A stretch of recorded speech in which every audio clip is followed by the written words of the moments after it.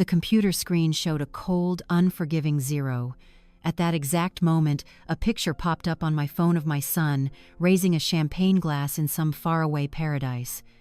Over $400,000, my family's entire life savings, had been turned into a lavish vacation for him and his in-laws.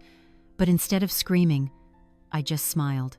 Because what they didn't know was that my game had only just begun. My name is Judith Anderson. I'm a 72-year-old widow from Pittsburgh, and this is the story of how I used memory itself to reclaim my justice. If this story touches your heart, please let me know. I believe every one of us has a story of sacrifice and hidden strength. I invite you to share your story down below so we all know we're not alone in this. It all started on a gray Tuesday morning, the kind of gray that's particular to Pittsburgh in early fall, when the sky hangs over the brick houses like a heavy, old wool blanket. The rain from the night before had left streaks like long teardrops on my kitchen window, and a chill had a way of seeping through even the tightest of seals. I've lived in this house for over 50 years, long enough to have learned its language. The creak of the floorboards under my feet wasn't a complaint of old age, but a familiar, good morning. The low hum of the refrigerator in the corner wasn't a sign of failure, but the steady heartbeat of a mechanical heart that had seen me through so many seasons.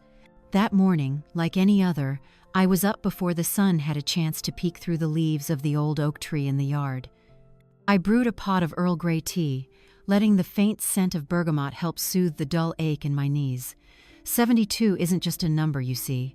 It's a collection of aches and memories. And that morning, I was just planning to deal with a very ordinary problem, paying the roofer. Mr. Bill, a kind man with calloused hands and a gentle smile, had patched a leak over my bedroom. His invoice, for a clean $1,200, sat neatly on the kitchen table next to a jar of my homemade strawberry jam. I sat down in my old oak chair, the one my husband, David, had built with his own 2 hands right after we were married. The seat is worn smooth over the decades, polished by countless unspoken stories. I opened my old laptop, a Christmas gift from my son Leo, a few years back. It booted up slowly, sluggishly, like an old man stretching after a long nap. I typed in my password, my fingers, a little shaky with age, tapping against the keys. The dry clicking sound echoed in the morning quiet. The bank's website appeared, with its familiar blue and its powerful lion logo. I went to log in to my savings account. Now, this wasn't just any savings account. This was where I kept what was left of Anderson's hearth, our family's legacy bakery. It was my parents' entire life's work, the very soul of our family. I never looked at it as just numbers. I saw it as an old photo album, where every dollar was a page from our past. The screen read, "Loading." I took a sip of my tea and waited. And then, there it was. At first, I thought my eyes were failing me, that my reading glasses needed a good cleaning. I rubbed my eyes, squinted, and looked again. The number didn't change. It just stood there, stark and cruel on the screen. Available balance, $0. No, that couldn't be right. It had to be a mistake, some kind of system glitch. I refreshed the page. Still there. I logged out and logged back in, carefully typing each letter of my password. And still, that same round 0, as cold as a tombstone. The chill didn't start from the air outside. It started in my spine and spread through my veins, freezing me from the inside out. The ceramic teacup in my hand began to tremble, rattling softly against its saucer. I had to set it down on the table before I dropped it. Beneath that 0, in smaller print, was another line. Balance prior to last transaction, $450,132.74. $450,000. All the sweat, tears, and dreams of my parents. All their sacrifices. From waking up at 3 on winter mornings, to fire up the ovens, to sweltering through hot summer evenings by the heat of the hearth until they were exhausted. All of it, gone. The room suddenly felt terrifyingly quiet. The ticking of the grandfather clock in the living room, a sound that was usually a comfort, now sounded like a hammer banging against my ribs. I sat frozen in my chair, my eyes glued to the screen. It wasn't anger I felt, not yet. And it wasn't sadness. It was a horrifying emptiness, as if someone had carved a giant hole in my chest and sucked all the feeling right out of me. I'm a retired nurse. I've seen life and death up close. I've watched the spark leave a person's body. That's what this felt like. The soul of my family had just been stolen. I scrolled down to the transaction history, hoping for some rational explanation, and I found it. A series of online wire transfers, all made at 2 a.m, 3 days ago.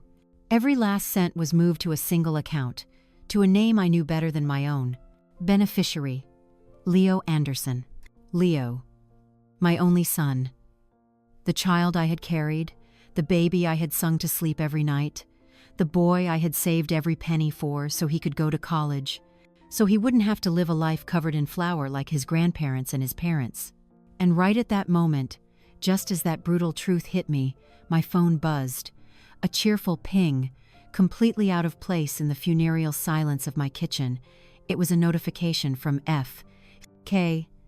I don't use social media much, but I kept the account to see what my son was up to feel like I was still a part of his world, even if I was just watching from the sidelines. My hand trembled as I picked up the phone. The screen lit up, and my heart just stopped. It was a picture posted by my daughter-in-law Samantha, or Sami, as she insisted on being called. It was taken in the brilliant sunshine of somewhere, a long, long way from Pittsburgh. The ocean was a stunning turquoise, the sand was as fine and white as sugar, and right in the middle of this paradise was my son Leo. He was smiling, a dazzling, bright white smile, but there was a tension around his eyes that only a mother would notice. In his hand, he held up a glass of champagne, the tiny bubbles sparkling in the sundae. Tucked in close beside him was Sammy. She was wearing a designer maxi dress and a pair of oversized sunglasses that covered half her face, but I could still see the smug, triumphant smirk on her lips. And next to Sammy was her mother, Brenda, a woman who always looked at me with a mixture of pity and contempt. She was raising a glass too, looking like a queen surveying her new kingdom. The location tag read, "Street Barts, an island for the ultra-rich." And then I read the caption Sammy had written beneath the picture. "Living the life we deserve." Deserve. That word echoed in my head like the crack of a whip. Deserve? My son, the boy who grew up on the smell of baking bread and a nurse's modest salary, deserved this life? Or was it Sammy and her mother, the women who always looked down on my family's blue-collar roots, who were the deserving ones? And the price for that deserving life was my entire legacy, my entire past. I didn't cry. The tears felt like they were frozen solid somewhere deep in my chest. Instead, something else rose up, a feeling that was cold, sharp, and terrifyingly clear. I looked back at the picture, at my son's smile, at my daughter-in-law's self-satisfaction, and then I did something I never would have expected. I smiled. It wasn't a smile of happiness or of resignation. It was a smile with no warmth in it. The corners of my mouth turned up slowly, rigidly, as if my facial muscles had turned to ice. It was the smile of realization, the moment a mother understands that her unconditional love has been turned into a weapon and used against her, the moment that pain turns into resolve. In the quiet of my kitchen, I wasn't seeing the phone screen anymore. My mind was drifting somewhere else, somewhere warmer.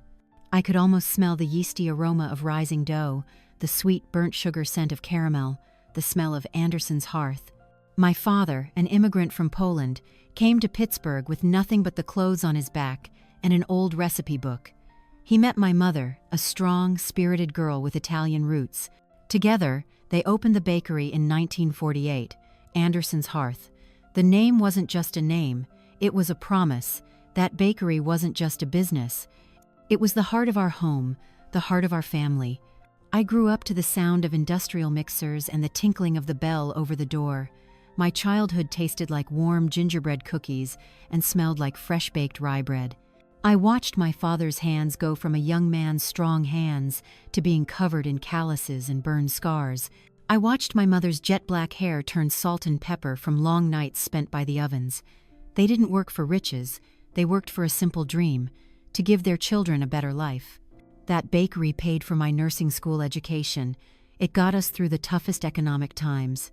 It was a place where the whole neighborhood came, not just for bread but to share stories, joys, and sorrows. It was a living legacy. When my parents grew old and passed away, I faced a difficult choice. I couldn't run the bakery on my own. My husband, David, was a steelworker, and my son, Leo, then in college, always said he wanted a different life, one that didn't smell of flour. So, with a heavy heart, I finally sold the physical building, but I made a vow to my parents' spirits that the money from the sale, that $450,000, would never be wasted. It would be Anderson's hearth in a new form. It would be my safety net for my old age, and the foundation upon which Leo could build his future. It was a vow, a sacred legacy. And now, that legacy was dissolving into champagne bubbles on a tropical island. My vow was being used as a party favor for a woman who only understood the value of designer handbags. I turned off the computer. I set the phone down on the table. The cold smile was still on my lips. The initial shock had passed. The pain was still there, a deep, smoldering ember. But over it all was a strange, new sense of calm. Leo's betrayal wasn't a sudden act. It was the result of a long, slow erosion, something that, in my motherly blindness, I had refused to see. Ever since he married Sammy, I had felt him change. My son started dressing differently, talking differently. He started to seem embarrassed by my little brick house, by the working-class neighborhood he grew up in. Sammy, with her sweet whispers of potential and class, had planted seeds of discontent and ambition in his head. And I had let it happen. I thought if I just loved him enough, he would never forget where he came from. I was wrong. I stood up and walked into the living room. I looked at the photograph of my parents on the mantel. Their eyes in the picture seemed to look at me, not with blame but with a quiet trust. They had entrusted their legacy to me, and I had failed to protect it from the very grandson they had adored. But the story doesn't end there. How long I sat there in that oak chair, I don't know. Maybe 10 minutes, maybe an hour. The grandfather clock in the living room struck 9, its chimes ringing out with a somber formality, like a ceremony for my newly deceased innocence. The morning sun, weak and pale, finally broke through the thick clouds, casting dusty rays of light on the floor. It brought no warmth. It only made the cold inside me feel sharper. Well now, the first thing most folks would do when they get robbed is call the police, report a crime. But you see, this wasn't your ordinary robbery. The thief wasn't some stranger in a ski mask. The thief was my own flesh and blood, the son I'd spent my whole life building up. Call the police and have them put my Leo, my only son, in handcuffs and throw him in jail? Have the Anderson family name, the name my parents brought to this country with such pride, dragged through the mud in the papers? No, that would be the angry way out. My solution had to come from someplace deeper. I was a nurse my whole life. I was trained to diagnose the problem long before you ever think about the treatment. And this kind of wound, you couldn't just slap some antiseptic on it and a bandage. The shards of that betrayal were lodged too deep. This needed surgery, and for surgery, you need the right tools. I didn't reach for the phone to call 911. I walked over to the little writing desk in the corner of the living room, the one where I still keep the bills and important papers. I pulled out that old phone book, you know the kind, with the pages all yellowed and thin from the years. I skipped right past the big-shot lawyers with their flashy ads in the yellow pages. Someone like me, a widow on a fixed income, well, I couldn't just waltz into one of those marble-floored offices. And more than that, I didn't need a shark. I needed a listener. I turned to the section for legal aid. The nonprofits, the folks who work for justice, not for a big payday. I found a name. Allegheny County Legal Aid Society. I took a deep breath, felt that ache still tight in my chest, and I dialed the number. The voice on the other end was young and professional. Legal aid, how can I help you? I kept my own voice steady, and even the same way I used to talk to patients to keep them calm, even when their charts were heading south. Hello, dear. My name is Judith Anderson. I need to make an appointment to discuss a legal matter. It involves a breach of trust and the mismanagement of a significant family asset. I chose every word so carefully. Not, my son stole my money. It was a breach of trust and mismanagement of an asset. I was turning my private heartbreak into an objective legal problem. That was the first step. The girl on the phone, she'd probably heard 100 sad stories that day. She didn't press for details. Of course, Mrs. Anderson. We have an opening this afternoon at 2 o'clock with attorney Maria Rossi. Would that work for you? Maria Rossi. It sounded Italian, like my mother's family. I took it as a sign. Yes, 2 o'clock, I'll be there. After I hung up, I didn't just sit and wait. I had work to do. I went up to the attic, where the air was thick with the smell of old wood and the dust of ages.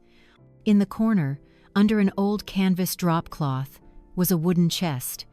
It wasn't large, but it was heavy. Not from what was inside, but from the weight of the memories it held. I pulled it out. The legs of the chest scraped against the floorboards with a long, mournful creak. I sat down on the floor and flicked open the tarnished brass latch.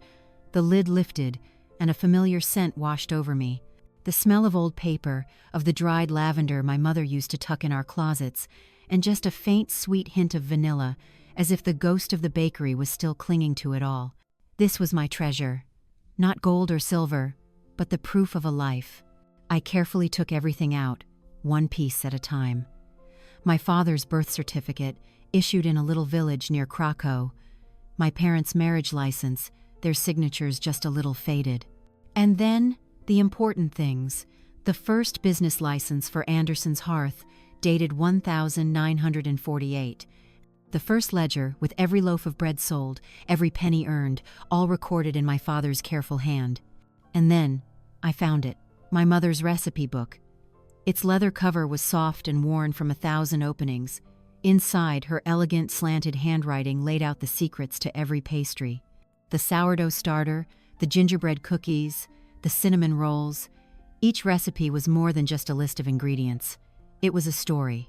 Next to the rye bread recipe, my mother had noted, "Your father's favorite. Remember to bake it 5 extra minutes to get the crust just right." Next to the butter cookies, she'd written, "For my little Judith, when she's a good girl." The tears started to well up, but I pushed them back. This was no time to be weak.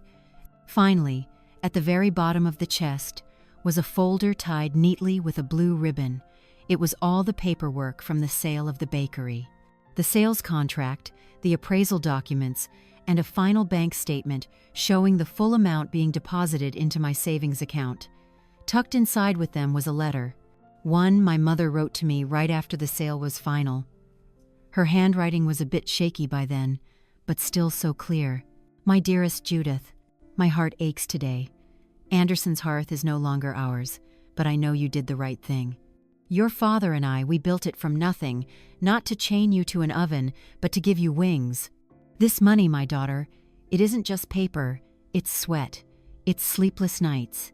It is our love, measured out in flour and sugar. Use it wisely. Let it be a foundation for you and for my grandson Leo.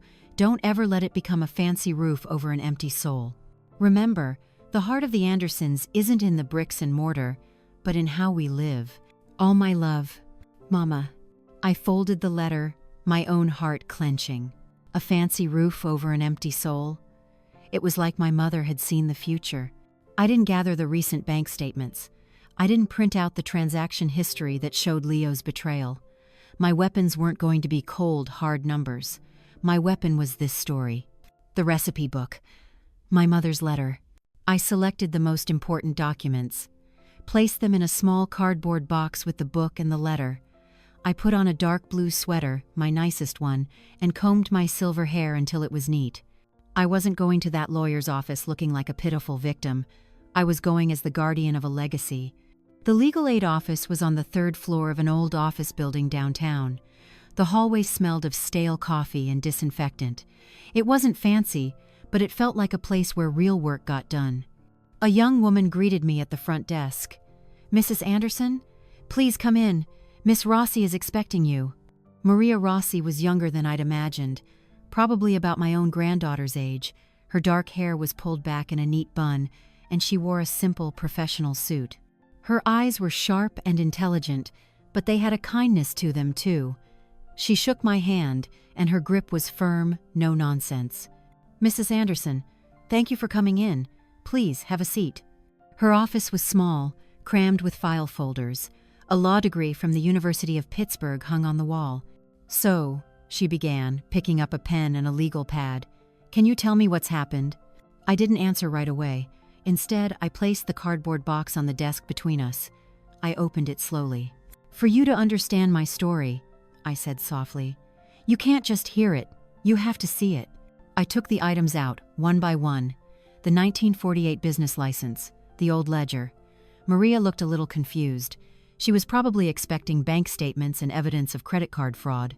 "Mrs. Anderson," she said gently, "these are wonderful heirlooms, but to build a case for elder financial abuse, we're going to need—" "This isn't just any financial abuse, Miss Rossi," I interrupted, my voice still calm but with a new steel in it. "This is a violation of a legacy." And then, I told her. I told her about my parents and their dream. I told her about the smell of fresh bread in the morning and the laughter of the regulars. I opened the recipe book and showed her my mother's handwriting. I read her the little notes filled with so much love. I told her about the heartbreaking decision to sell the bakery and the promise I'd made to my parents' memory. Maria Rossi didn't interrupt me once. She put her pen down. Her eyes were fixed on the mementos spread across her desk. I could see the professional mask in her eyes slowly dissolve, replaced by something else. Empathy. Understanding. When I took out my mother's letter and read it aloud, my voice cracked a little, but I made it all the way to the end. When I finished, the room was silent, except for the low hum of the air conditioner. Maria cleared her throat. "Thank you for sharing this, Mrs. Anderson. I'm honestly not sure what to say." "You don't have to say anything," I replied. "Now let me show you the rest." I took out my phone, opened that picture from Street Bart's, and handed it to her. "This is my son, Leo, and this is my family's legacy, dissolving in bubbles of champagne." Maria looked at the picture, then back at the history laid out on her desk. Her expression hardened. The warmth in her eyes was now the focused intensity of a lawyer with a purpose. "I understand," she said, her voice firm. "You're right. This isn't just about stolen money. This is an insult to a memory, to a lifetime of work." She picked up her pen again, but this time she wasn't just taking notes. She was underlining words, circling ideas. "We're not going to file this as a simple fraud case," she said, her eyes lighting up. "We'll file a civil suit. We will argue that this money was not a simple liquid asset. It was a legacy asset with an intangible, sentimental, and historical value. Your son, as a future beneficiary, had an implied fiduciary duty to respect the purpose of that legacy. By spending it so frivolously, he has committed a profound breach of that duty, a breach of trust, misappropriation of a family legacy asset." I repeated the words. They sounded so right. They gave my pain a name, a proper and powerful name. "Exactly," Maria nodded. "First step, we file for an emergency injunction to freeze his accounts.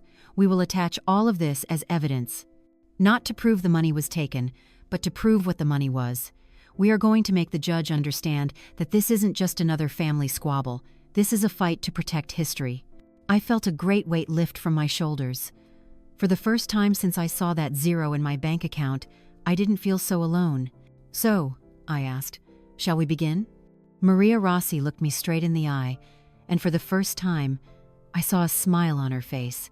It was a lot like the one I'd worn that morning. Not warm, but full of fight. "Absolutely, Mrs. Anderson," she replied.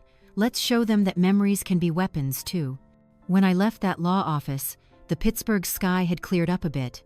I walked along the sidewalk, feeling the weight of my years in my bones, but my mind felt strangely light and clear. In my mind's eye, two pictures kept overlapping. There was Leo's champagne glass, and then there was my mother's recipe book. On one side, you had the empty sparkle of right now, and on the other, the good solid weight of the past. Now, I wasn't there on that island, on Street Bart's. I couldn't feel that sticky, humid heat on my skin or hear the waves shushing up on that flower-white sand. But I'm a mother, and a mother, well, she can be halfway around the world and still feel that anxious little flutter in her child's heart. I could picture it all, clear as if I was watching a movie. A tragedy, you know, filmed in glorious sunshine. I imagine those first few days there were like something out of a dream. Leo, my boy, who grew up in a working-class neighborhood of brick row houses, now he's standing on the balcony of a villa overlooking the Caribbean Sea. It must have knocked his socks off. The blue of that ocean isn't like the blue of the Ohio River back home.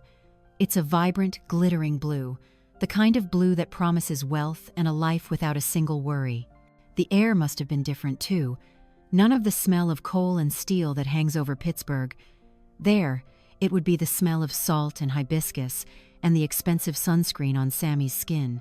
Sammy, my daughter-in-law, she was surely in her natural habitat. I can just see her, strolling through that rented villa like she owned the place, a cocktail with a little paper umbrella in her hand. She'd point to a white sofa and say to Leo, "See, honey? This is living. Everything's so clean." Just a careless comment, but to me, it felt like a knife twist. Clean. As if our life in Pittsburgh, the life built by the flour-dusted hands of his grandparents, was something dirty that needed to be washed away. The pictures they were posting online were a carefully staged play. Breakfast with tropical fruit and champagne, afternoons lounging on a yacht, dinners at fancy restaurants where one plate of food cost more than my entire weekly pension. Every photo was a calculated smile, a perfect angle. They weren't just enjoying themselves, they were performing. Performing success, performing wealth, performing the worthiness that Sammy was always preaching about. Sammy's mother, Brenda, was no doubt their biggest fan. I can almost hear her gushing voice. "Oh, Sammy, my girl, you look fabulous. Leo, you're so lucky to have her. She knows how to live, not like some people who are happy to stay buried in one place." And my son Leo, where was he in all this? He was the leading man, but he was also the most spellbound member of the audience. He must have been trying so hard to believe it all. He'd wear those expensive linen shirts Sammy bought for him, feeling a little awkward but proud too. He'd try to learn the names of the different wines. He'd nod like he understood when Sammy talked about designer brands. He was trying to be the man he thought Sammy wanted. But I know my son, and underneath all that glitter, there was another battle being fought. I picture an afternoon, after they'd taken 100 perfect photos, them sitting on the terrace, watching the sun sink into the sea. A breathtaking sight. Sammy would be scrolling through her phone, picking the best shot to post, busy choosing a filter and writing some clever caption. Leo would be sitting there, his glass of wine half empty.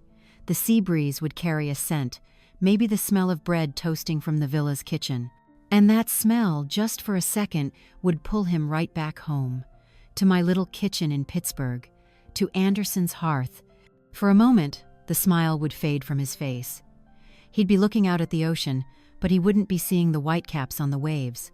He'd be seeing his grandfather's calloused hands kneading dough. He'd hear his grandmother's laughter, the little jingle of the bell over the shop door, and he'd feel a pang of guilt. A cold, uncomfortable feeling creeping into the middle of his tropical paradise. "What is it, Leo?" Sammy would ask, her eyes never leaving her phone. "You look a million miles away." Leo would jump, shaking off the images in his head. "No, it's nothing. I was just thinking about that investment. Are you sure this guy is on the level?" It would be the first time he'd shown even a hint of doubt. The first crack in the perfect surface of their heaven on earth. Sammy would finally put her phone down. She's very good at this, you see. She wouldn't argue. She wouldn't get defensive. She'd use her charm, her manipulation. She'd get up, walk behind him, and wrap her arms around his neck, her voice sweet as honey. "Honey, don't you worry. I've checked him out. He's a major investor down here.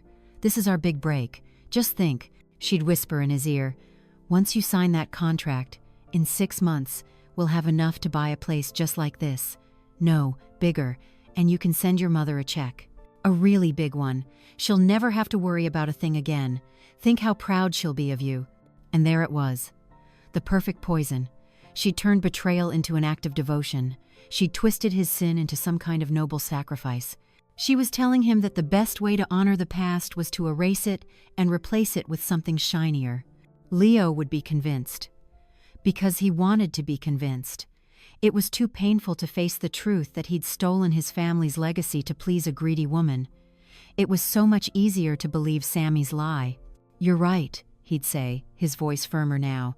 "I'm doing all this for Mom, so she can have a better life." The ghost of his guilt was banished, for now. The play could go on. The day of the contract signing arrived. I imagine it was the most beautiful day Street Barts had ever seen. Not a cloud in the sky. The sea was as still as a mirror. It was as if nature itself was setting the stage for the final act. The meeting was set at a restaurant on a hilltop, with a panoramic view of the bay. Everything calculated to create a feeling of power and luxury. They'd arrive in a shiny, rented Jeep. Sammy would be wearing a silk dress, the color of jade, looking like a movie star. Leo would be in a light-colored suit, but he'd look uncomfortable in it. The tie probably felt like it was strangling him, making it hard to breathe. The investment partner would be a man in his 50s, I figure, with tanned skin, salt and pepper hair, and a smile as smooth as silk. He'd shake Leo's hand too firmly, compliment Sammy endlessly, and order the most expensive bottles of wine. The conversation would be full of terms Leo didn't understand. Return on investment, diversified portfolio, tax havens. The man would paint a beautiful picture of resorts and luxury condos, of unbelievable profits. "This isn't an investment, Leo," he'd say, clapping my son on the back. "This is a ticket to a different world." Sammy would be sitting right there, nodding eagerly, her eyes shining with greed. Every now and then she'd give Leo a little kick under the table, a reminder, a push. And Leo, my boy, he'd get swept away. What little doubt he had left would be buried under all those flashy promises and big numbers. The guilt would be drowned out by the thrill of the gamble. He was in too deep to turn back now. Admitting he was wrong at this point was scarier than losing everything. Finally, the man would slide a thick stack of papers across the table toward Leo. "Here's the contract, just a formality, really. You can read it over, or we can trust each other and start making money right now." Sammy would place a gold-plated fountain pen in Leo's hand. "Sign it, honey," she'd say, her voice a powerful whisper. "Sign our future." This was the moment when paradise began to crack, not just in my son's soul, where it had been cracking all along, but on the very ground beneath his feet. I can see Leo holding that pen. It must have felt heavy as lead. The sun would glint off the gold nib, a blinding little flash. For just a second, maybe all the sound around him would disappear. He wouldn't hear the waves, or the soft music from the restaurant, or Sammy's urgent voice.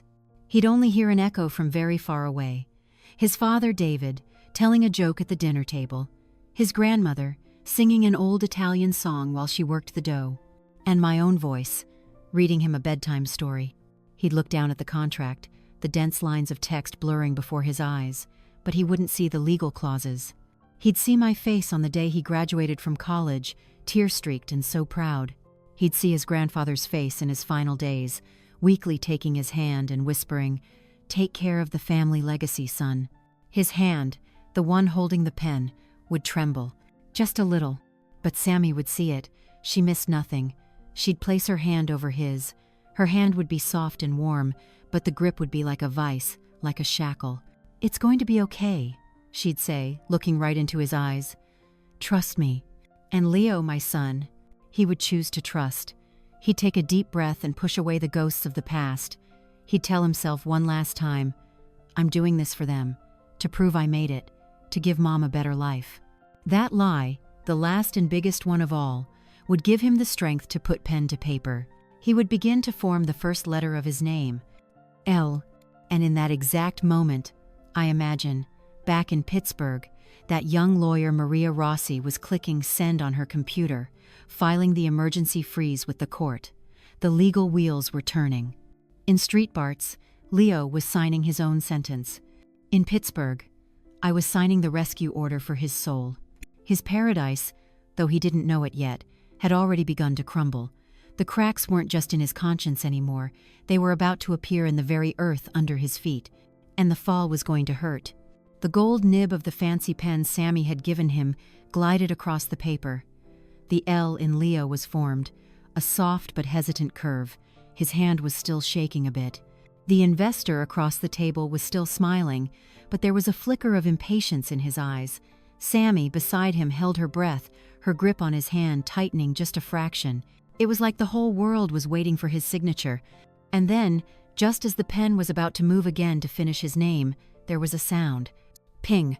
A tiny, sharp sound that sliced through the tense silence. It came from Leo's phone, which was lying face down on the table.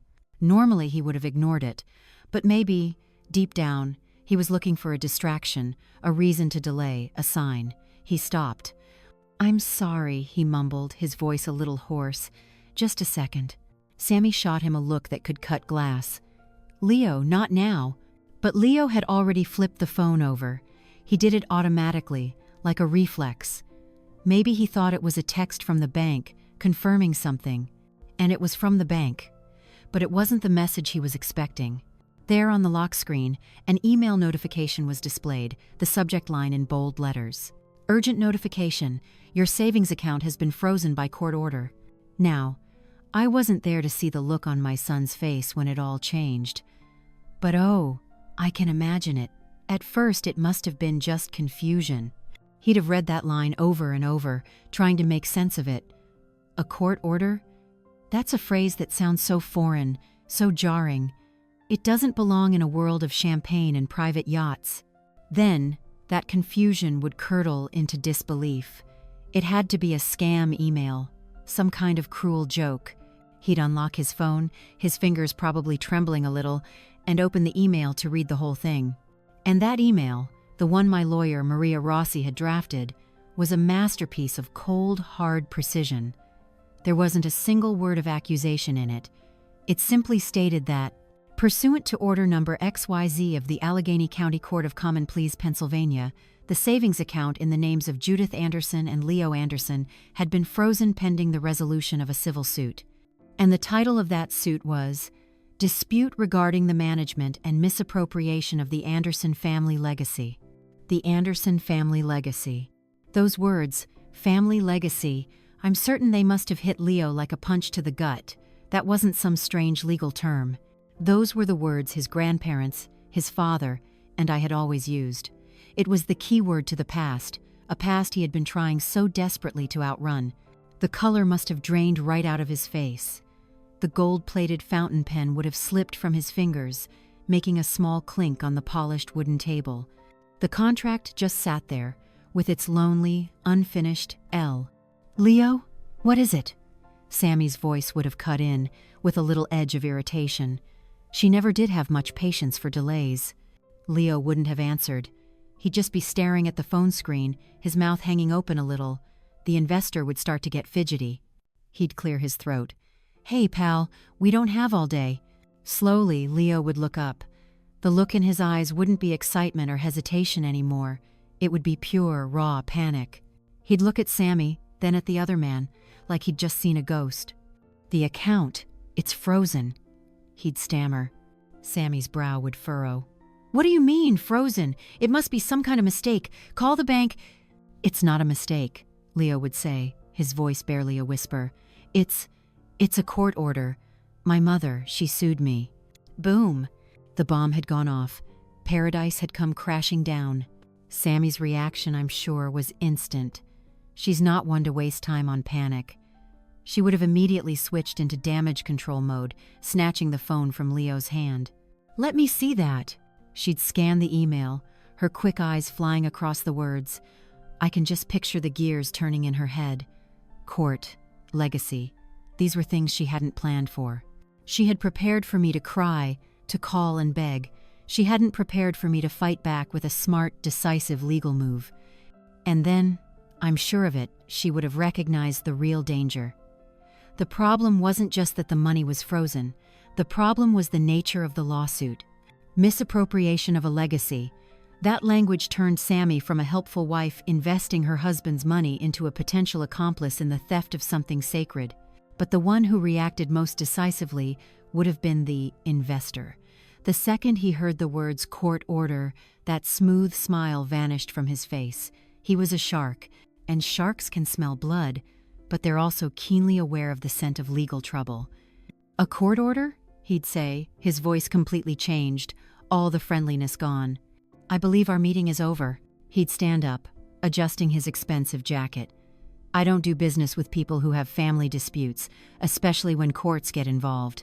Good luck with your mess." "Wait!" Sammy would have cried out, trying to save the deal. "It's just a misunderstanding. We can fix this." But the man would have already turned his back, walking away without a second glance. He disappeared as quickly as he'd appeared, leaving behind a half-finished bottle of wine and a shattered dream on the table. Silence.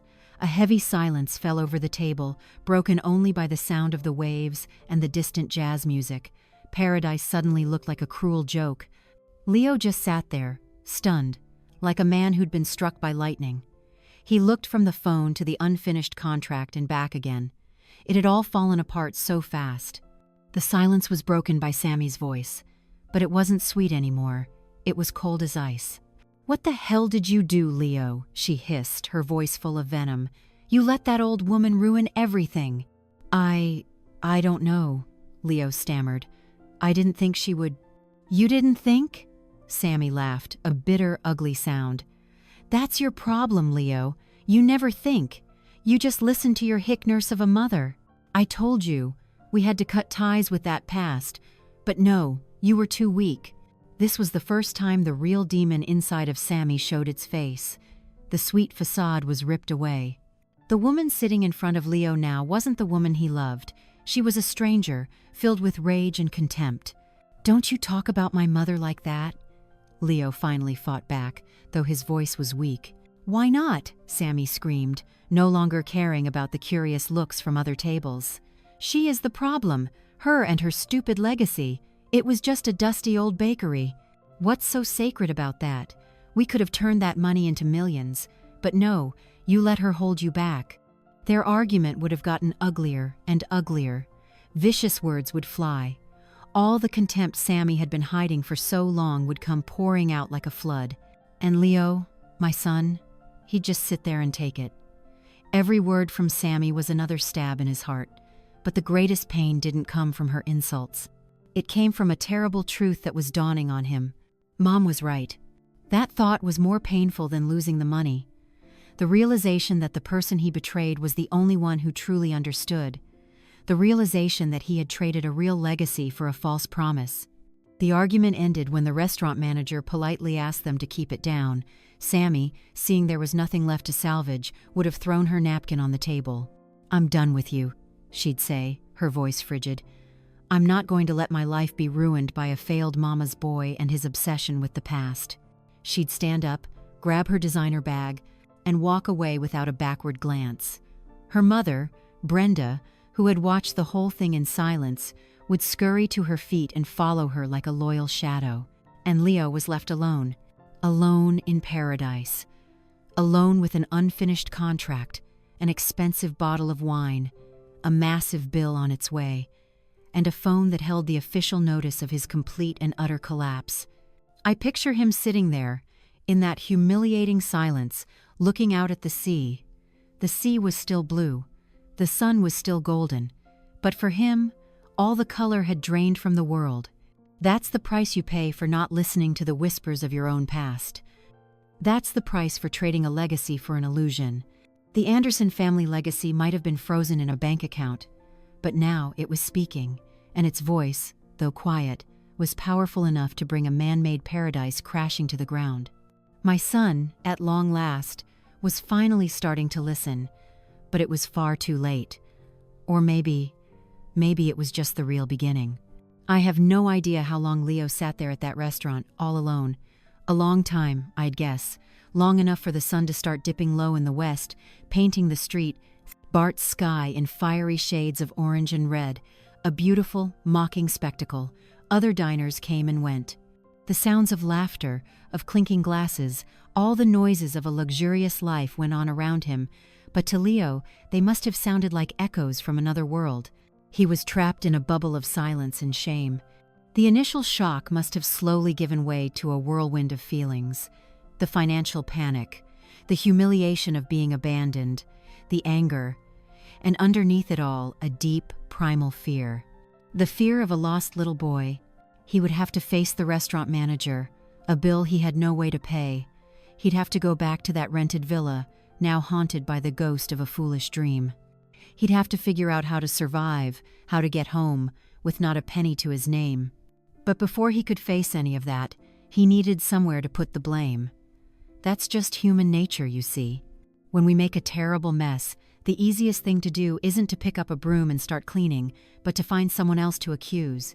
And in Leo's shattered mind right then, there was only one person responsible for this entire collapse. Not Sammy, who had manipulated him. Not himself, who had so blindly followed. But me, his mother. the one who had pulled the rug out from under him just as he was about to reach the top. I can picture him, his hands trembling as he pulled out his phone, not to check his account, not to beg for help, but to confront, to demand answers. Back in Pittsburgh, it was late afternoon. I was in my kitchen, my hands deep in a batch of bread dough. It's a habit of mine. When my mind is in turmoil, my hands find their way back to familiar work. The feeling of the soft, resilient dough, the warm, yeasty smell, it helps to ground me. I don't bake to sell anymore. I bake to reconnect, to feel my parents' presence in this very kitchen. My phone rang, sitting there on the countertop. The screen lit up with Leo's name. My heart gave a little jump. I knew this call was coming. I'd been bracing myself for it. I wiped my hands on my apron, took a deep, steadying breath, and answered. "Hello," I said, my voice even giving nothing away. Silence. On the other end, all I could hear was the wind and the distant sound of the ocean, and my son's heavy, ragged breathing. "Leo?" I asked again, and then it came pouring out. Not a greeting, not a question. It was a roar of anger and despair. "What did you do?" His voice was cracked, full of anguish. "You ruined everything. Do you have any idea what you've done?" I closed my eyes. I leaned against the counter for support. His words were like shards of glass in my ear. But I was ready for this. I would not yell back. I would not cry. "I did what I had to do, Leo," I said, my voice quiet but firm. "What you had to do?" he screamed, sounding almost hysterical. "You call destroying my life something you had to do? This was my one chance? I could have taken care of you, of all of us. But you just couldn't stand to see me succeed, could you? You just wanted me to be your little boy forever, stuck in Pittsburgh with that dusty old bakery." I could hear the bitterness in his voice, the insecurity he was masking with accusations. He wasn't just talking to me. He was trying to convince himself. "That's not true, and you know it," I replied. "The truth is I have nothing now." He was practically sobbing. "Sammy's gone. She left me. She took what was left of my savings. I'm stranded here, alone, and it's all your fault. It's all your fault." The ocean on his end seemed to roar along with his rage. I could see him, standing somewhere on a beach, his hair a mess in the wind, his face red with anger and tears. I took a deep breath. It was time for the truth, no matter how harsh it was. "I didn't do a single thing, Leo," I said, and the softness was gone from my voice now, replaced by something hard and clear as glass. "I was only protecting what my own mother and father poured their sweat and tears into building. I was stopping a desecration. And as for Sammy," I went on, "if she left you the second the money was gone, then she was never really with you to begin with. You didn't lose her today, Leo. You just finally saw the truth. The rest of this," I finished, "is because you chose to believe a woman who loved your money, not you. You chose to turn your back on your own legacy. Don't you dare blame me for your choices. Now you see it, the real price of all that sparkle." The other end of the line went completely silent, and this silence was heavier somehow than all his shouting had been. I had taken a sledgehammer to his self-deception. I had stripped him of his last excuse.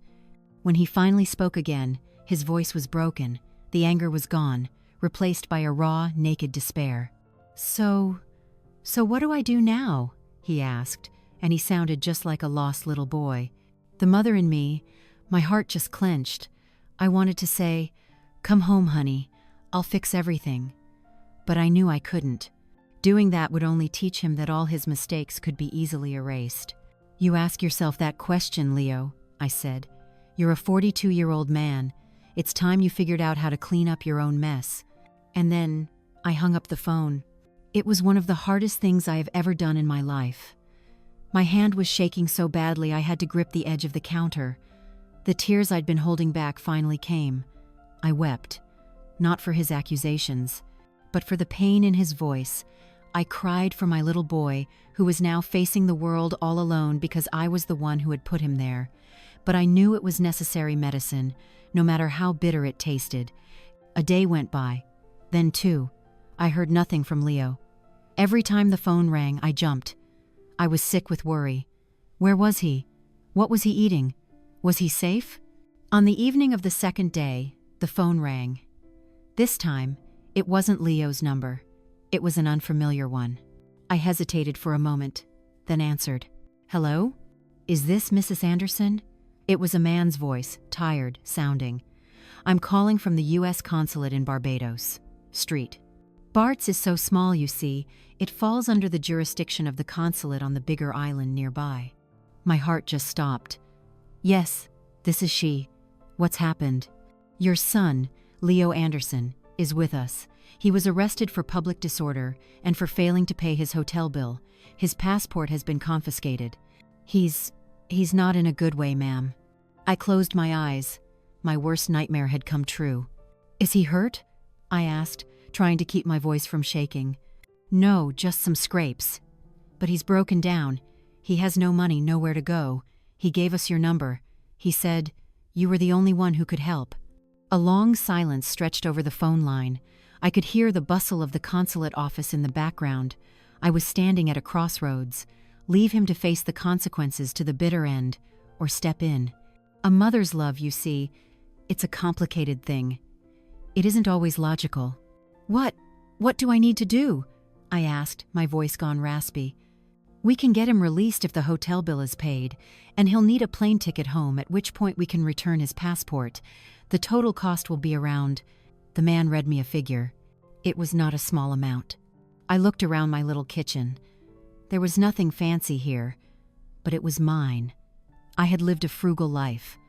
I still had some money in my personal retirement account. "All right," I said, my voice full of a resolve I didn't feel. "Tell me how to wire the money." When I hung up, I sank into a chair. What had I done? I had just taught him a lesson, and now here I was, bailing him out.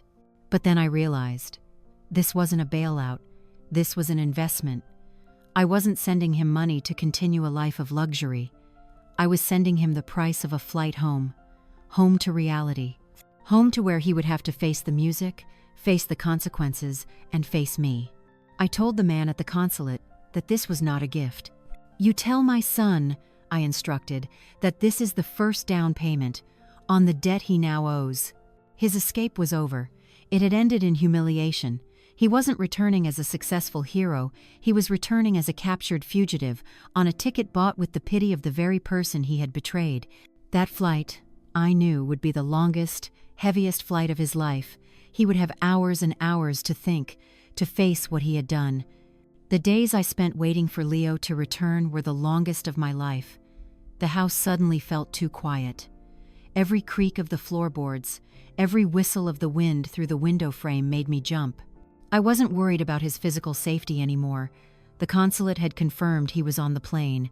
What I was worried about was the confrontation to come. What would I say? What would I do? How do you make sure that being firm doesn't turn into being cruel? How do you make sure that love doesn't turn into letting him off the hook? I spent that time preparing, not preparing angry words or accusations. I was preparing for my own kind of trial. The defendant was Leo, the prosecutor was memory, and the judge, well, that would be his own conscience. I cleaned the house meticulously, as if I were expecting an important guest. I polished the old wooden furniture, washed the faded curtains. I wanted him, when he returned, to see everything clearly, not just the dust on the outside, but the core values he had tried so hard to deny. And I did one more important thing. I went into the kitchen, where it all began, and I placed a single object in the middle of the kitchen table. Not a bill, not a bank statement, but his grandmother's old, worn recipe book. I opened it to the page for the sourdough starter, the paper yellowed and stained with faint smudges of flour. Next to it, I laid a clean apron, the kind my father always used to wear. That was my greeting. A greeting that needed no words. Leo's flight landed late one afternoon. The Pittsburgh sky was gray and damp, a cruel contrast to the brilliant sunshine he had just left. I didn't go to the airport to meet him. This was a journey he had to finish on his own. I just sat in the living room, by the window, watching the familiar street. Finally, a cheap yellow cab pulled up at the end of the block. The door opened, and Leo got out. He looked nothing like the man in the picture from Street Bart's. The linen shirt was gone, the smug smile was gone. He was wearing a rumpled set of clothes the consulate must have given him. He hadn't shaved. His shoulders were slumped, as if he were carrying an invisible weight. He had just one small backpack slung over his shoulder. The entire fortune of his million-dollar dream was now contained in that. He stood there for a long time at the end of the street, just looking at our little brick house. The house he had once been ashamed of. Now, it was probably the only shelter he had left in the world. I saw him take a deep breath, a heavy, halting breath of hesitation and fear, and then he began to walk. One step at a time, slow, like a man walking on thin ice.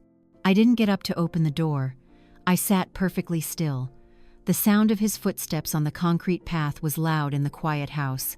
Then the sound of a key in the lock. A click. The door swung open. Leo stepped inside. He stood right there on the threshold, not daring to come any further. His eyes darted around the living room. Nothing had changed. The same old floral sofa, the same worn Persian rug, the same grandfather clock ticking its steady, relentless rhythm. Everything was exactly as it had always been, clean and tidy. The suffocating peace of the house seemed to highlight the chaos inside of him. Our eyes met. I sat in my armchair, my hands folded in my lap. I said nothing. I just looked at him. I looked right into his tired, bloodshot eyes. The same eyes I had looked into thousands of times, from the day he was born until now. And in them, I didn't see anger anymore. I saw only emptiness, shame, and a profound, bottomless sadness. He was the one who broke the silence. "Mom," he said, his voice a hoarse, ragged whisper. I just gave a small nod, acknowledging I'd heard him. But I still didn't speak. He slipped the backpack off his shoulder and let it fall to the floor as if it were heavy. He took a few more steps into the room. I don't know what to say," he stammered, his eyes fixed on the floor, unable to meet my gaze. "Then don't say anything," I finally said. My voice was calm, without a ripple. "Go into the kitchen. There's something I want you to see."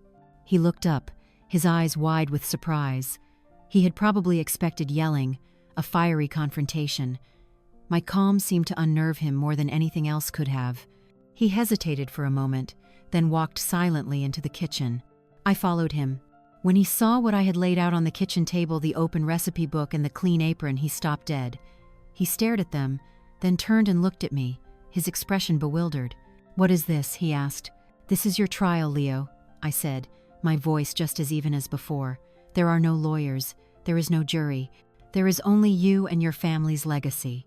I pointed to the book. "You are the defendant, a man who turned his back on his past." I pointed to the apron. "The prosecutor is the memory of the people who sweat and worked so that you could have a future. And the judge," I concluded, looking him straight in the eye, "is your own conscience. Look at them, Leo. Look at them long and hard, and then you tell me what the verdict is." I turned and walked out of the kitchen, leaving him alone with those silent, powerful witnesses. I went back to the living room, sat in my chair, and waited.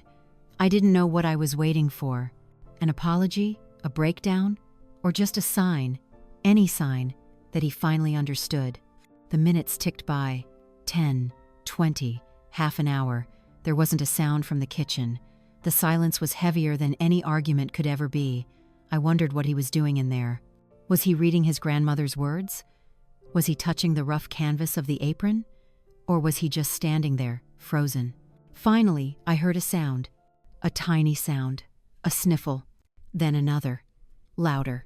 And then, I heard him cry. Not the tantrum of a child. It was the wrenching, broken sobs of a grown man as all the defensive walls he had built around himself finally came crashing down. The sound of shame. The sound of regret. I sat still, closed my eyes, and just let him cry. Tears are part of the healing, you see. They were washing away the layers of lies and false pride he had wrapped himself in for so long. After a long while, the crying stopped. I heard a chair scrape back, then footsteps. Leo walked out of the kitchen. His face was puffy and streaked with tears, but in his red-rimmed eyes, I didn't see emptiness anymore. I saw something else. Acceptance. A kind of brokenness, yes, but the kind of breaking that has to happen before anything can be put back together again. He walked over to me, and without saying a word, he knelt down on the floor at my feet. The kneeling of a grown man isn't like that of a child. It's heavy, slow, and it carries the weight of a lifetime of mistakes.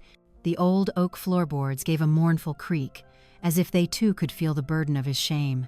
He buried his head in my lap, the same way he used to do when he was a little boy with a scraped knee after a long afternoon of playing outside. But this time, the wound wasn't on the outside. It was somewhere much deeper, a wound that no antiseptic could ever heal.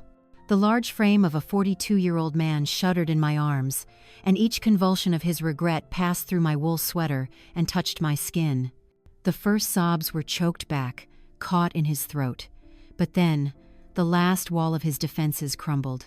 He wept, a broken, unconcealed cry. "Mom, I'm so sorry," he sobbed, his words muffled by tears and shame. "I'm sorry, for everything." I was quiet, just listening. My calloused hands slowly came up and rested on his hair. It was starting to show a few threads of silver now, no longer the soft, fine hair of the little boy I remembered. I didn't rush to comfort him. I didn't offer an easy pardon. I just held my hand there, like an anchor, letting him know that no matter how violent the storm, there was still a place for him to hold on, and I listened. He began to talk, the words tumbling out in no particular order, like a river that had burst its banks. "I'm sorry. Not just for the money," he gasped, his face still buried in my lap. "I'm sorry. For looking down on it. For looking down on all of it."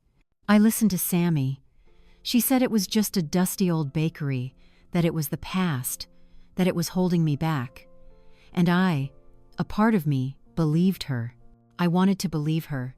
He lifted his head a little, his red, swollen eyes pleading with me, as if he needed me to understand his weakness. "I was so tired of feeling like I wasn't good enough, Mom. I'd see my old friends, they had big houses, fancy cars, and I was just the son of a baker. I wanted to prove that I could be more than that. I let my ambition, my insecurity, it blinded me. I turned my grandparents' legacy into a number, a means to an end." He dropped his head again, his cries turning more bitter. "I forgot the smell of the bakery. I forgot my grandfather's hands. I forgot my grandmother's smile. And I traded all of that. For what? For a few weeks of living a lie? For the approval of a woman who didn't even love me? I sold my soul for cheap, Mom." I remained silent, my hand gently stroking his hair. I let him say it all, let all the poison of his lies and self-deception come pouring out. "And I'm sorry for hurting you," he said, his voice barely a whisper now. "The way I screamed at you on the phone. I made you the enemy, because you were the only one who dared to tell me the truth. I was too much of a coward to face myself, so I took it all out on you. I am so, so sorry. From the bottom of my heart, I am sorry." He couldn't speak anymore, only sob. And in that moment, as I looked down at the bowed head of my son, time seemed to fold in on itself. The image of this broken, 42-year-old man blurred, and in his place, I saw an 8-year-old boy standing before me with tears in his eyes. It was a Saturday afternoon. I remember it like it was yesterday. I'd discovered $5 was missing from the petty cash drawer at the bakery. $5 was a lot of money back then. I asked Leo, and he denied it up and down, his face pale with fear. But I was his mother. I knew when he was lying. Finally, he confessed. He'd taken it to buy a toy robot he'd been wanting for ages. I didn't yell. I didn't spank him. I just sat him down, pulled him onto my lap, and asked, "Do you know where this money comes from?" He shook his head. I explained it to him. "This $5, it comes from your grandpa selling 15 loaves of bread. 15 loaves means he has to wake up at 4 in the morning. He has to knead dough until his arms ache. He has to stand in front of a blazing hot oven. You didn't just take $5. You took a piece of his hard work and his sweat." I didn't make him pay the money back right away. Instead, I said, "An apology isn't enough, son. You have to make it right." For the next 2 weeks, every day after school, Leo had to come to the bakery, not to play, to work. He had to sweep the floors, wash the baking sheets caked with burnt sugar and butter, and clean the glass on the display cases. I wanted him to feel the labor that was behind every dollar. I wanted him to understand the value of honesty. At the end of the second week, he brought me $5, all in coins he had saved. His little hands were grimy, and he looked at me with a look of real, honest pride. He hadn't just returned the money, he had returned the trust. He had learned his lesson. The memory faded.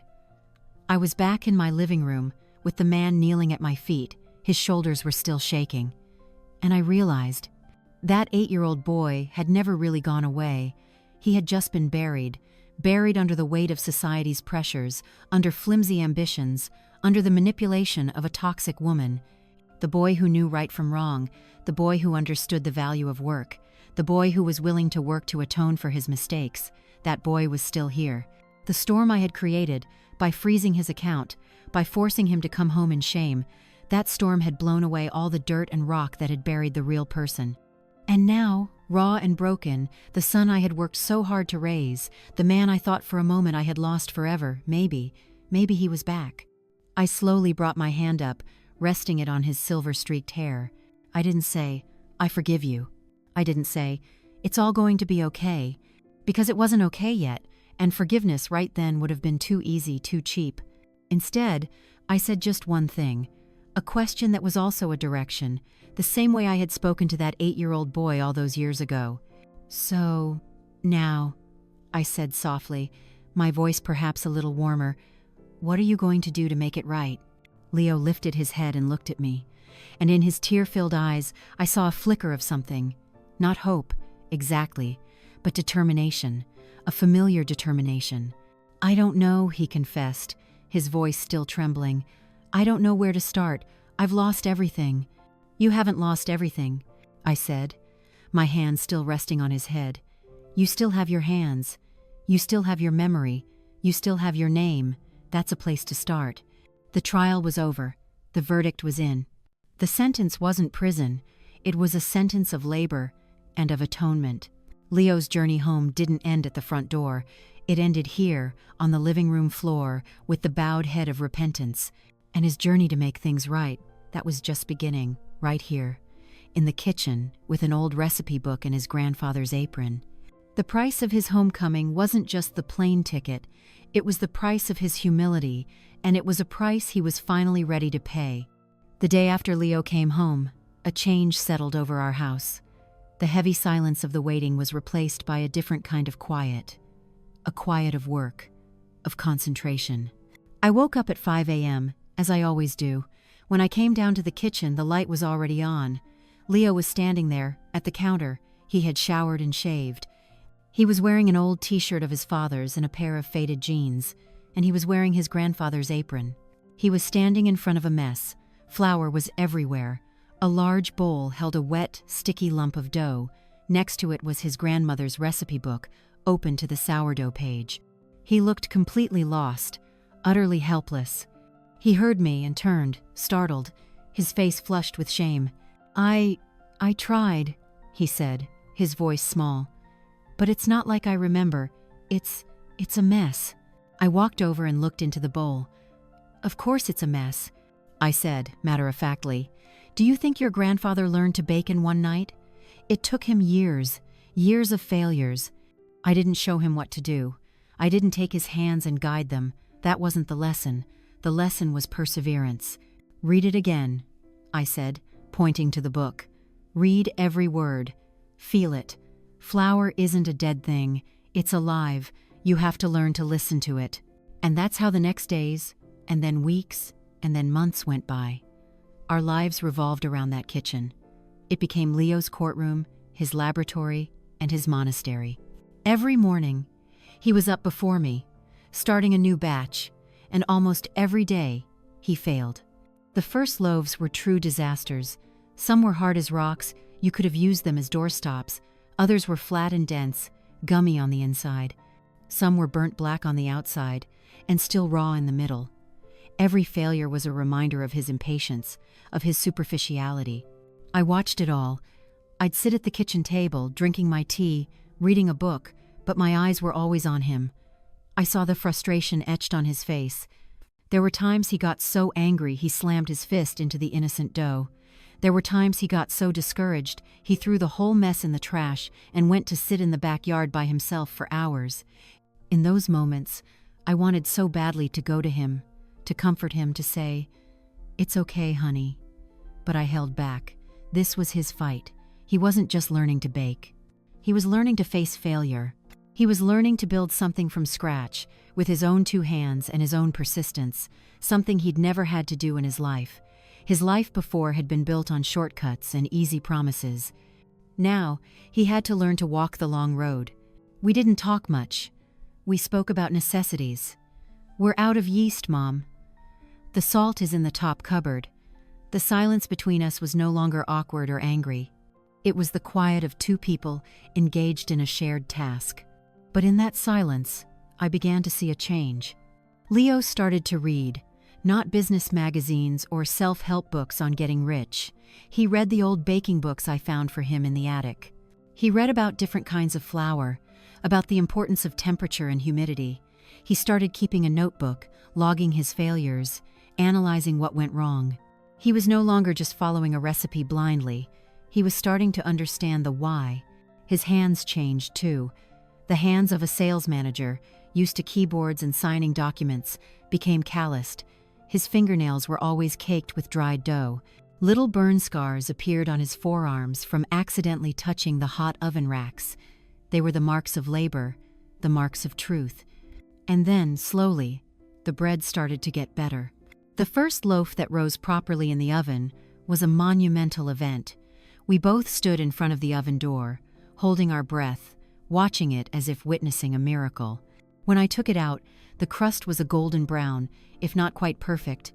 When we cut it open, the inside was still a little dense, but there were air pockets. Leo stared at the slice in his hand, his eyes shining with a pride I had never seen in him before. This wasn't the hollow pride of closing a big deal. This was the honest pride of a craftsman who had created something with his own hands. It's almost right," he said, his voice full of wonder. "Yes," I replied. "Almost." His atonement wasn't just happening in the kitchen. He had to face the outside world. He needed a job to pay me back for the plane ticket and to start paying down the much larger debt. With a ruined resume and no money, his options were slim. He had to swallow his pride. The man who once wore Armani suits was now applying for jobs he never would have looked at twice before. Eventually he found one, not in management, not in sales. He got a job as a night shift prep cook at an industrial bakery on the outskirts of the city. The work was hard. He was on his feet for hours, doing repetitive tasks, mixing massive vats of dough, loading trays, mopping floors. The pay was low. He'd come home at dawn, exhausted, his whole body smelling of shortening and artificial flavorings. But he never complained. He accepted the job as part of his sentence. Every evening before he left for work, he would still spend a few hours practicing with his sourdough starter. My kitchen became the place he returned to for honesty, and that job was the place he paid for his lies. One afternoon, as he was getting ready for work, a luxury car pulled up in front of our house. I looked out, and my heart sank. It was Sammy. She got out of the car, looking as stylish as ever. She had come to get the last of her things. Leo went to the door. They stood on the threshold, two people from completely different worlds. "You look pathetic," Sammy said, her eyes sweeping over Leo's work clothes and flour-dusted apron. Leo didn't get angry. He just looked at her, his expression calm. "I'm working. An honest job." "Honest?" Sammy scoffed. "Honest doesn't pay the bills, darling. Well, good luck with your little baking life." She went inside, gathered her things quickly, and left without another word. When her car disappeared down the street, Leo came back into the house. I thought he would be sad, but he wasn't. He just let out a long, slow breath, as if a great weight had been lifted from his shoulders. "I think," he said, looking at me, "I owe her a thank you." "For leaving you?" I asked, surprised.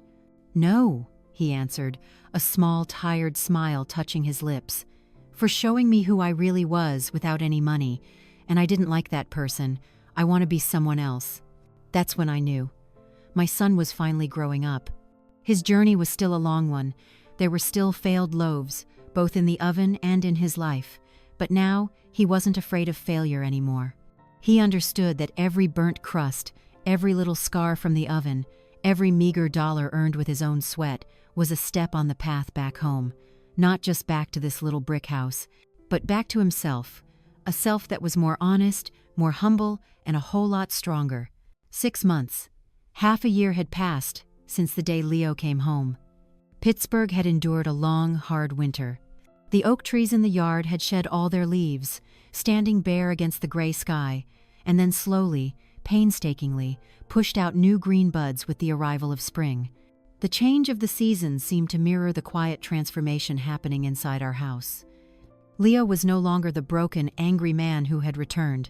He had lost weight, and his face was etched with the lines of fatigue from the long nights at the industrial bakery. But his eyes weren't empty anymore. They held a stillness, a focus I'd never seen before.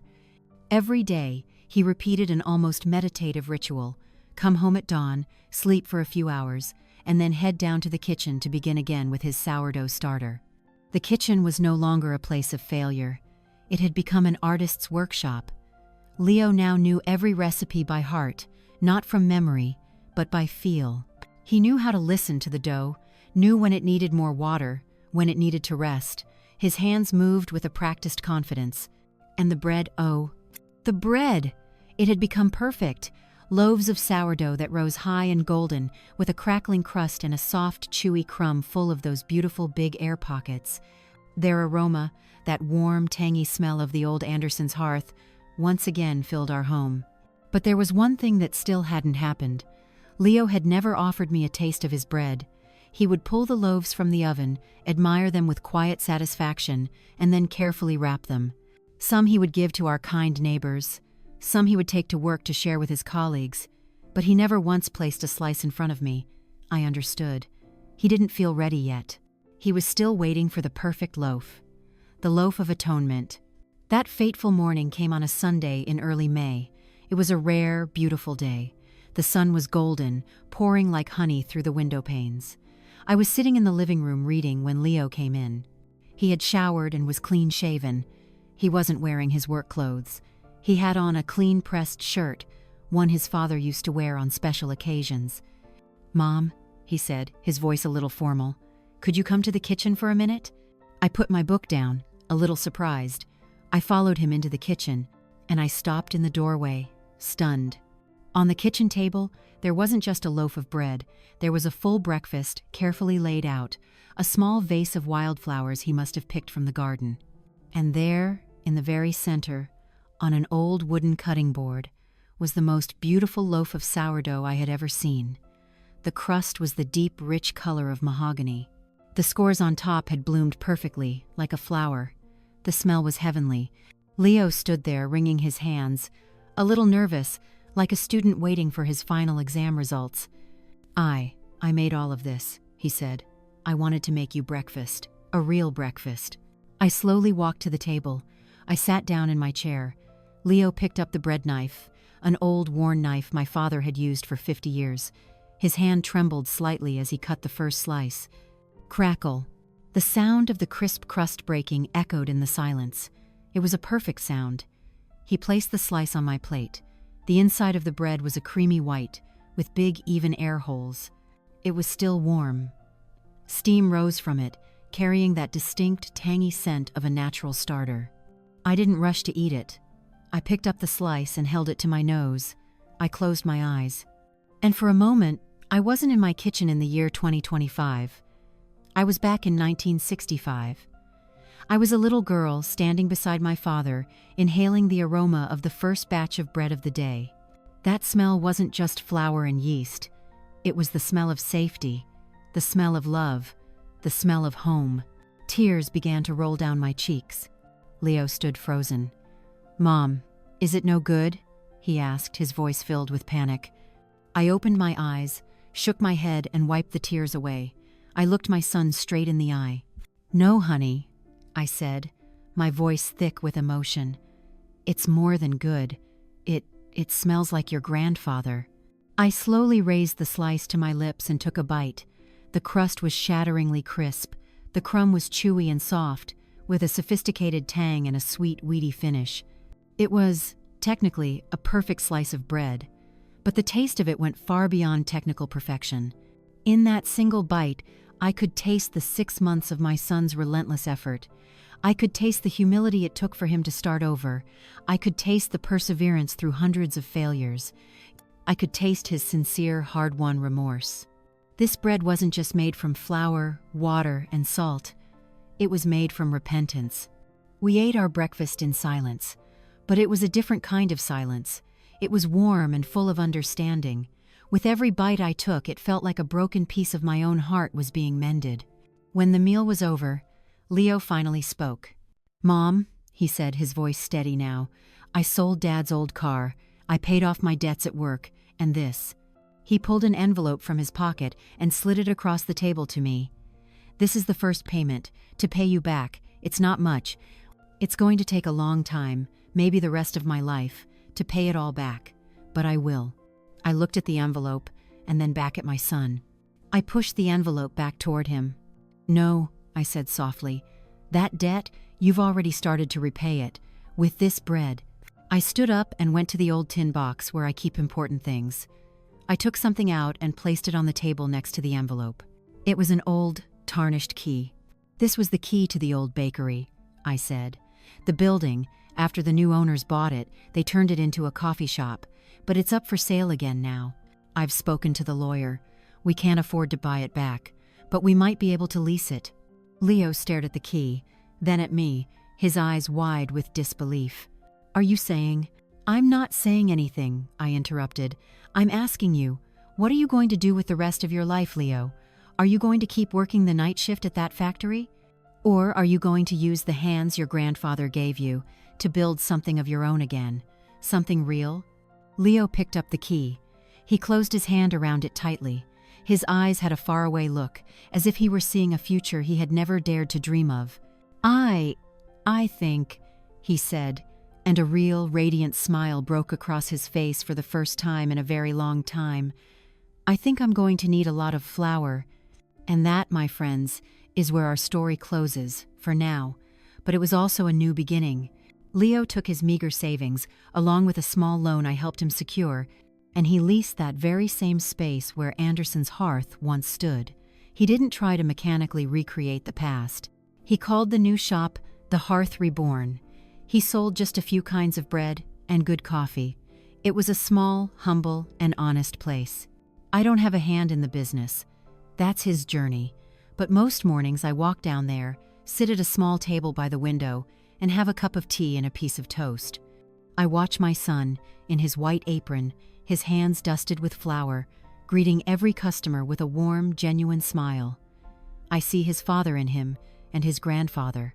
But I also see a new man, a man who has found his worth not in the numbers in a bank account, but in the joy of creating something good and real with his own two hands.